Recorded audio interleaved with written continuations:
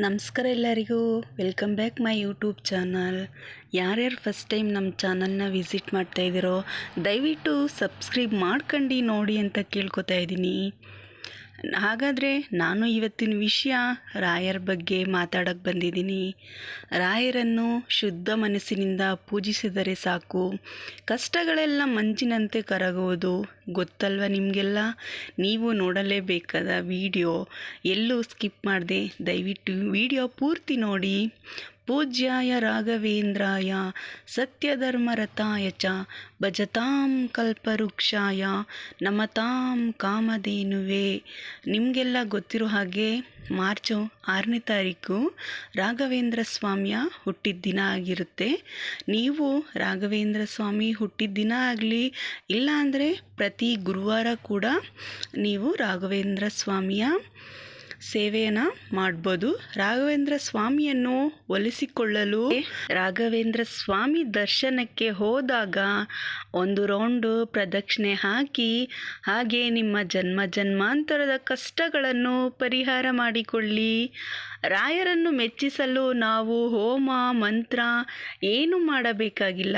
ಶುದ್ಧ ಮನಸ್ಸಿನಿಂದ ಓಂ ಗುರು ರಾಘವೇಂದ್ರಾಯ ನಮಃ ಎಂದು ಭಕ್ತಿಯಿಂದ 3 ಸಾರಿ ಹೇಳಬೇಕು. ಹಾಗೆ ಎಂತಹ ಕಷ್ಟಗಳಿದ್ದರೂ ಮಂಜಿನಂತೆ ಕರಗಿ ಹೋಗುತ್ತದೆ ಅಲ್ವಾ? ಪ್ರತಿ ಗುರುವಾರನೂ ಅಷ್ಟೇ ರಾಯರ ವಾರ ಆಗಿರೋದರಿಂದ ನಮಗೆ ದೊಡ್ಡ ಮಂತ್ರ ಜಪಿಸಕ್ಕಾಗಿಲ್ಲ ಅಂದರೆ ಓಂ ಶ್ರೀ ಗುರು ರಾಘವೇಂದ್ರಾಯ ನಮಃ ಎಂದು 3 ಸರಿ ಬೇಡಿಕೊಳ್ಳಬಹುದು. ರಾಯರ ಸನ್ನಿಧಿಗೆ ಹೋಗುವುದು ನಾವು ಪುಣ್ಯ ಸಂಪಾದನೆ ಮಾಡುವುದಕ್ಕೆ, ಹಣ ಸಂಪಾದನೆ ಮಾಡಬಹುದು. ಆದರೆ ಪುಣ್ಯ ಸಂಪಾದನೆ ಮಾಡುವುದು ತುಂಬ ಕಷ್ಟ ಆಗಿರುತ್ತದೆ. ನಾವು ಬೃಂದಾವನಕ್ಕೆ ಹೋದಾಗ ನಮಗೆ ಎಷ್ಟು ಪುಣ್ಯದ ಅವಶ್ಯಕತೆ ಇದೆಯೋ ಅಷ್ಟು ಪ್ರದಕ್ಷಿಣೆ ಹಾಕಿ. ಅಂದರೆ ನಮಗೆ 1-2 ಕಷ್ಟ ಇದ್ದರೆ ಆ ಥರ ಅದ್ರ ಮೇಲೆ ನಾವು ಪ್ರದಕ್ಷಿಣೆ ಹಾಕಬಹುದು. ಹಾಗೆ ನೀವೆಲ್ಲ ಕೇಳಬಹುದು, 1 ಪ್ರದಕ್ಷಿಣೆ ಹಾಕಿದರೆ ತಪ್ಪು, 2 ಪ್ರದಕ್ಷಿಣೆ ಹಾಕಿದರೆ ತಪ್ಪಾಗಬಹುದಾ? ಹಾಗಾದರೆ 3 ಹಾಕಿದರೆ ತಪ್ಪಾಗ್ಬೋದಾ ಅಂತ ಕೇಳ್ಬೋದು. ರಾಯರ ಸನ್ನಿಧಾನದಲ್ಲಿ ಯಾವುದು ತಪ್ಪಲ್ಲ. ಹಾಗೆ ನಾವು ಮಾಡುವ ಕೆಲಸ ಯಾರೂ ನೋಡಬೇಕಿಲ್ಲ. ರಾಘವೇಂದ್ರ ಸ್ವಾಮಿ ಮೆಚ್ಚಿದರೆ ಸಾಕು.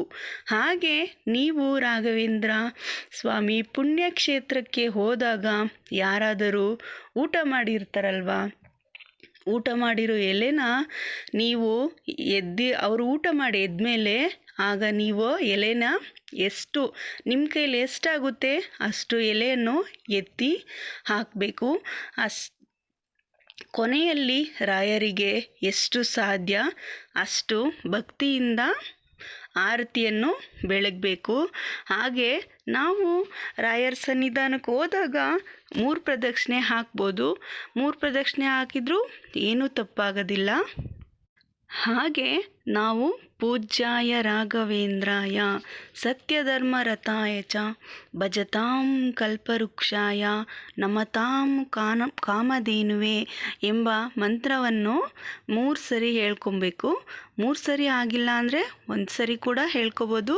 ಇಷ್ಟು ದೊಡ್ಡದು ನಮಗೆ ಹೇಳಕ್ಕೆ ಸಾಧ್ಯ ಆಗ್ತಾಯಿಲ್ಲ ಅಂದರೆ ಓಂ ಶ್ರೀ ಗುರು ರಾಘವೇಂದ್ರಾಯ ನಮಃ ಎಂದು ಹೇಳ್ಕೊಬೋದು. ಈ ವಿಡಿಯೋ ನಿಮಗೆಲ್ಲ ಇಷ್ಟ ಆಗಿದೆ ಅನ್ಕೋತಾ ಇದ್ದೀನಿ. ಇಷ್ಟ ಆಗಿದ್ದರೆ ದಯವಿಟ್ಟು ಲೈಕ್ ಮಾಡಿ, ಸಬ್ಸ್ಕ್ರೈಬ್ ಮಾಡಿಕೊಂಡು ಶೇರ್ ಮಾಡಿ. ಧನ್ಯವಾದಗಳು.